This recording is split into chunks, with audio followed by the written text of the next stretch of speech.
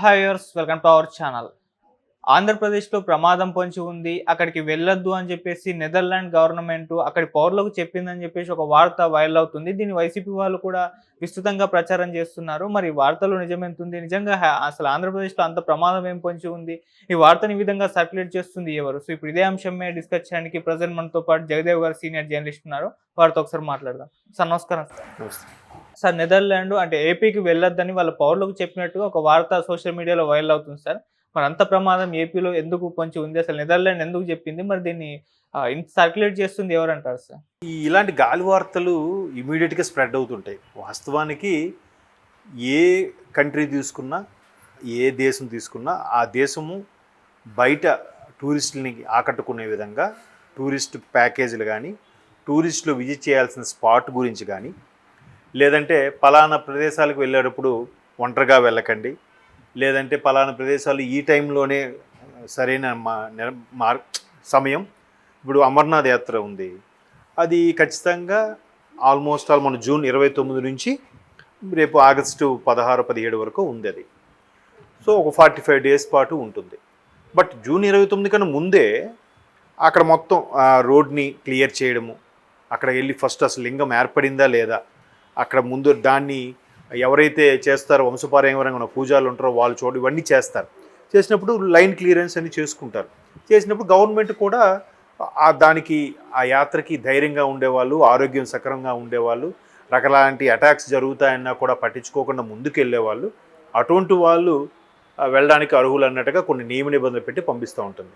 అది ఏ దేశంలో అయినా సహజం. ఇప్పుడు మనకైనా ఈ టైంలోనే వెళ్ళండి. ఈవెన్ కేదార్నాథ్ ఉంది, కేదార్నాథ్ కూడా ఆల్మోస్ట్ ఆల్ మే నుంచి దీపావళి వరకు, అంటే May, June, July, August, September, October, అంతే ఒక 6 నెలల పాటు ఉంటుంది. తర్వాత వెళ్ళొద్దు, అక్కడ మంచుతో కప్పబడి ఉంటుంది, వెళ్ళిన ఉపయోగం ఉండదు, ప్రమాదకరం కూడా అన్నట్టుగా కొన్ని సంకేతాలు ఇస్తారు. అది గవర్నమెంటే డిక్లేర్ చేస్తుంది.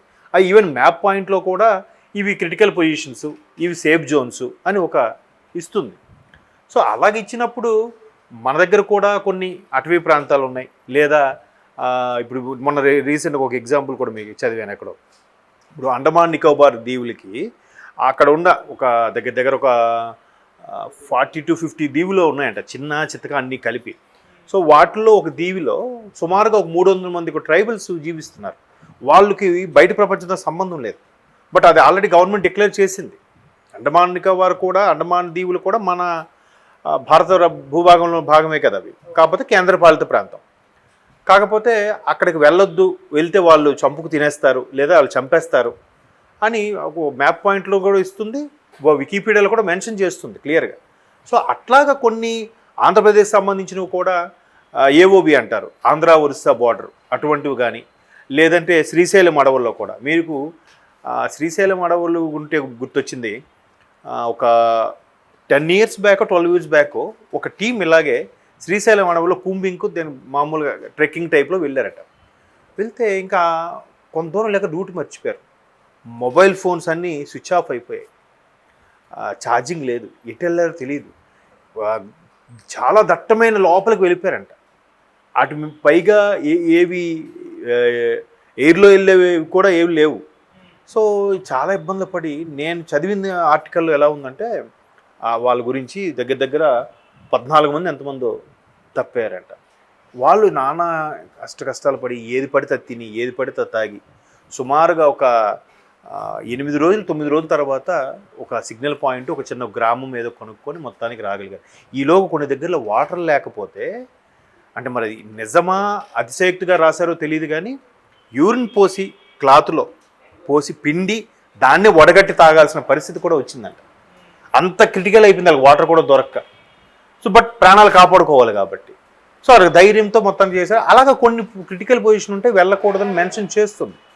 సో దాన్ని నెదర్లాండ్స్ వాళ్ళు మెన్షన్ చేసేటప్పుడు ఖచ్చితంగా కాశ్మీర్ లాంటి ప్రాంతాల్లో కూడా కొంత మెన్షన్ చేస్తారు. ఇప్పుడు ఇంకా కొంచెం ఇండియా గవర్నమెంట్ వచ్చాక ఫ్రీ అయింది, కానీ ఇప్పుడు తాకిడి యాత్రికులు కూడా పెరిగారు కాశ్మీర్కి.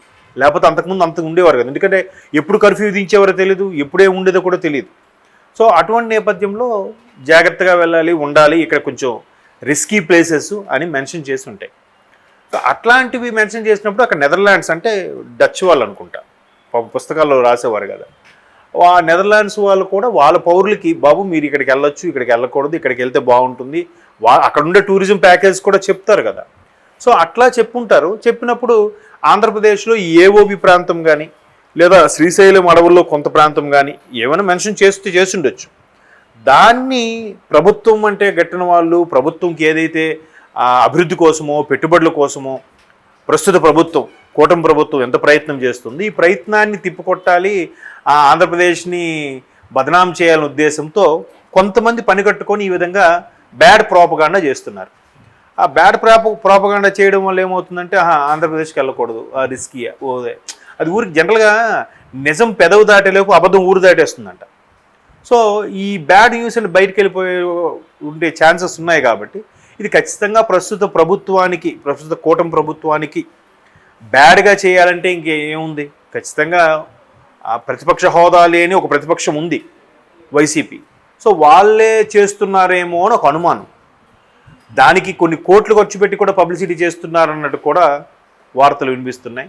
మరీ అంత ఖర్చు పెట్టి రాష్ట్రాన్ని బదనాం చేస్తారని అయితే నేను అనుకోను. ఎందుకంటే ఇవాళ కాకపోతే రేపొద్దున మేము మళ్ళీ వస్తామని అంటున్నారు కదా, మళ్ళీ వచ్చినప్పుడు ఇట్లా బదనాం చేస్తే అప్పుడు ఎలా? అయితే అఫ్కోర్స్ అలా కూడా అయిండొచ్చు. వాళ్ళు మళ్ళీ రావడం కోసం లేదా ప్రస్తుత ప్రభుత్వాన్ని బదనాం చేయడం కోసం రాజకీయాల్లో దేనికైనా సాధ్యమే, ఎంతకైనా తెగిస్తారని కూడా మనం చూస్తుంటాం సినిమాల్లో వాటిలో. సో అట్లాగా వాళ్ళు కూడా వాళ్ళల్లో ఒక బృందం ఇలా ఇట్లా తయారు చేస్తుందేమో, ఇట్లా బ్యాడ్ పబ్లిసిటీ చేస్తుందేమో అనే వార్తలు వస్తున్నాయి. బట్ అందులో పూర్తి జనాలు కూడా అంత త్వరగా నమ్మారండి. వాళ్ళకి తెలుసు బాగా ట్రావెల్ చేయాలనుకున్నాడు, ఇక్కడికి వెళ్తే ఏంటి రిస్క్, అక్కడికి వెళ్తే ఏంటి రిస్క్, లేదా లాస్ట్ టైం నేను వెళ్ళాను బాగానే ఉంది, అది ఫేక్ న్యూస్ అట్లా అనేస్తూ ఉంటారు. రెగ్యులర్గా ప్రపంచ యాత్రికులుగా తిరిగే వాళ్ళు ఉంటే వాళ్ళు క్లియర్గా చెప్తారు, బాబు వేస్ట్, అదేం కాదులే బాగానే ఉంటుందని. ఇప్పుడు బెస్ట్ ఎగ్జాంపుల్ చెప్తాను. గోవా జనరల్గా చాలామంది వెళ్తుంటారు సరదాగా ఎంజాయ్ చేయడానికి. సో నా ఓన్ ఎక్స్పీరియన్స్ నేను ఫస్ట్ టైం గోవా వెళ్ళక ముందు కూడా చాలామంది చెప్పిందంటే గోవాలో చాలా రిస్క్గా ఉంటుంది, డ్రగ్స్ అవి ఎక్కువ యూజ్ చేస్తారు, ఒక్కోసారి పక్క వాళ్ళు యూజ్ చేస్తే పక్క రూమ్లో మనం ఉంటే మన రూమ్లో పడేసి వెళ్ళిపోతారు, పోలీసులకు అవి తెలియదు, అలాంటివి జరిగిన మిస్యూజ్ అవుతుంటాయి, చాలా ఇదవుతున్నాయి, అనవసరంగా అమాయకులు బలైపోతుంటారు, పైగా ప్రాస్టిట్యూషన్ కూడా ఎక్కువ ఉంటుంది, ఇవి రకరకాలు చెప్పారు. తీరా అక్కడికి వెళ్ళి చూసాక అంత ఇదిగా ఏమీ అనిపించలే. జనరల్గా ప్రతి దగ్గర గుడ్డు ఉంటుంది, బ్యాడ్ ఉంటుంది. బట్ బ్యాడ్ తెర వెనక ఎక్కడో నడుస్తూ ఉంటుంది. దానికి కొన్ని ఛానల్స్ ద్వారా వెళ్ళి బాగా పెద్ద పెద్ద నెట్వర్క్ వాళ్ళతో వెళ్ళి చేస్తే అవుతుందేమో తప్ప సామాన్యులకి అతగైతే ఏమి ఉండదు. నేను అలాగనే అనుకుంటున్నాను. మరి అలాంటివి ఇక్కడ అయితే ఉన్నాయో, ఏవైతే అటువంటి స్పాట్స్ ఉన్నాయో ప్రతి గవర్నమెంటు వాళ్ళు సొంతంగా డిక్లేర్ చేస్తారు, వేరే గవర్నమెంట్లు కూడా చెప్తూ ఉంటారు పలానా కంట్రీకి వెళ్ళకండి, ఇప్పుడు కొన్ని సిరియా ఏవో ఉన్నాయి అటువైపు వెళ్తే మంచిది కాదు, చాలా ఇబ్బంది. ఇంకో కంట్రీ కూడా నేను ఏదో విన్నాను, అక్కడ పబ్లిక్గా మనం ఏదిన్నా ఇప్పుడు ఇలా వాచ్ కట్టుకెళ్ళినా కూడా లాక్కొని డైరెక్ట్గా వచ్చి కత్తో గన్నో చూపిస్తాడంట, ఇచ్చేయాల్సిందే, ఇవ్వకపోతే కొట్టేస్తారంట, ఒక్కోసారి ఇచ్చినా కొడతా ఉంటారట. అట్లా నేను ఇద్దరు మిత్రులు చెప్పినప్పుడు కూడా విన్నాను. సో అటువంటి కంట్రీస్ ఉన్నాయి కాబట్టి వాళ్ళ పౌరులు ఆ కంట్రీస్కి వెళ్ళొద్దు అని ఓపెన్గానే హెచ్చరిక చేస్తుంటారు. ఇప్పుడు మొన్న రష్యాకి ఏంటది స్పెయినే కదా యుద్ధం జరిగినప్పుడు కూడా చాలా అన్ని ప్రపంచ దేశాలు ఏం చెప్పాయి, ఇటువంటి పరిస్థితుల్లో ఉక్రెయిన్కి వాళ్ళకి రష్యాకి జరిగినప్పుడు ఉక్రెయిన్ ఎవరు వెళ్ళొద్దు, చాలామంది మెడికల్ కోర్సులు చేయడానికి కూడా ఉక్రెయిన్ వెళ్తుంటారు, తక్కువ ఖర్చుతో అక్కడ జరుగుతుంటాయి పీజీ కోర్సు అని. సో అటువంటి వాళ్ళకు కూడా చాలామంది హెచ్చరించారు, వెళ్ళొద్దు, అక్కడ వెళ్తే కానీ మళ్ళీ వెనక్కి తిరిగి ఇండియా వచ్చేయండి అన్నట్టుగా. సో ఎవరి కంట్రీ ఆ సేఫ్ జోన్ అని చూసుకుంటుంది. అలా చూసింది వాళ్ళు ఏదో కొన్ని పాయింట్స్ మెన్షన్ చేస్తే దాన్ని పడని వాళ్ళు, ప్రస్తుత ప్రభుత్వం పడని వాళ్ళు ఎవరో బాగా హైలైట్ చేస్తున్నారని అనుమానం. అయినా అయ్యుండొచ్చు, రాజకీయాల్లో ఏదైనా సాధ్యమేగా. సో వాళ్ళు కూడా అంతగా నమ్మరని నేను అనుకుంటున్నాను. Okay sir, thank you so much sir.